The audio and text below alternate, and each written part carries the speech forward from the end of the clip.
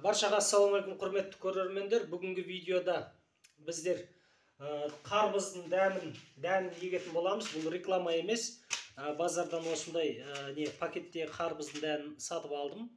Бұл таза эксперимент. Неге десеңіздер, біз тек қана биогумус өндіру емес, сонымен қатар үйде де не істеу керекпіз? Жалпы әр нәрсені егіп, басқа адамдарға үлгі ретінде айтарлықтай айтып көрсететіндей жағдайда болу керекпіз.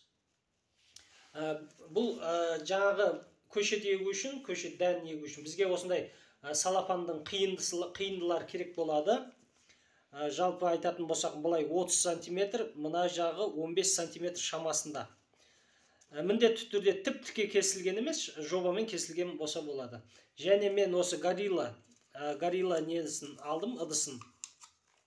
Және осылай қайшымен осылай бөліп, сосын азырақ мынау көлемін не істедім, кішірейттім. Жаңағыдай. Себебі горилланың өзі не болды? Өте үлкен болып кетті. Жалпы осындай ыңғайлы етіп жасап алдым. Сосын не істейміз? Біздер аламыз салафанды шамамен осылай қолмен ұстап, бір айналдырамын. Сосын асты жағын осылай басып бүктеп тастаймын. Бүктелді. Енді бізде не пайда болды? Ыстақан пайда болды. Осыған мен биогумусты саламын.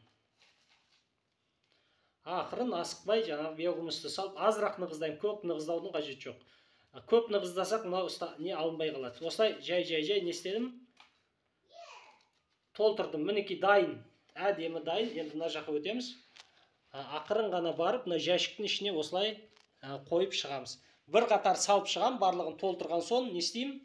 Жаңағы ортасын сәл выемка жасап, осыған қарбыздың дәндерін салып шығатын боламын. Қарбыздың дәнін салып, осылай не істеймін? Төбесін жауып тастаймын. Сосын өніп шығуын күтемін. Шамамен өніп шығып, жалпы осылай өскеннен соң барып, жаңағы далаға, огородқа егетін боламын. Осындай қысқа нұсқа видео болды. Жалпы ұнаған болса лайк басыңыздар, комментарияға ойларыңыз жазыңыздар, және каналымызға подписка жасауды ұмытпаңыздар. Сау саламат болыңыздар.